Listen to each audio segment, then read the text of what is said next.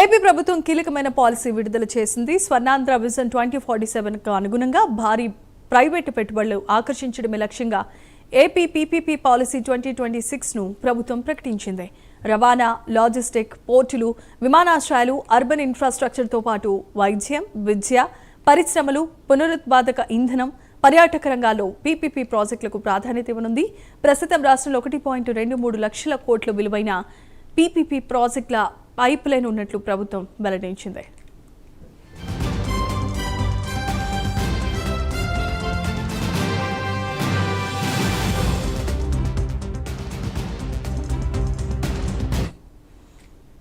రెండు 2026-27 ఆర్థిక సంవత్సరానికి 1500 కోట్ల స్టేట్ వైబిలిటీ గ్యాప్ ఫండింగ్ కేటాయించింది.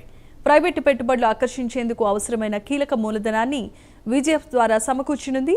పీపీపీ ప్రాజెక్టుల ప్రణాళిక, అప్రైజల్, ప్రొక్యూర్మెంట్, అమలు, పర్యవేక్షణకు సమగ్ర విధానాన్ని రూపొందించింది.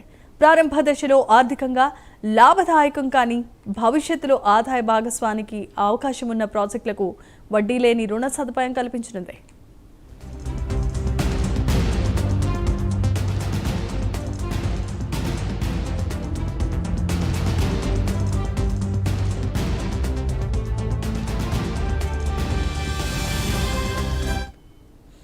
ప్రైవేట్ రంగ పెట్టుబడులు సాంకేతిక నైపుణ్యం, నిర్వహణ సామర్థ్యాలు వినియోగించుకుని నాణ్యమైన ప్రజాసేవలు అందించడంతో పాటు పెట్టుబడిదారులకు అనుకూలమైన మౌలిక వసతుల వ్యవస్థను ఏర్పాటు చేయడమే పాలసీ యొక్క ప్రధాన ఉద్దేశమని, అన్ని శాఖలు, ప్రభుత్వ సంస్థలు, స్వయం ప్రతిపత్తి సంస్థలు ఈ పాలసీ అమలు చేయాలని ఆదేశించింది.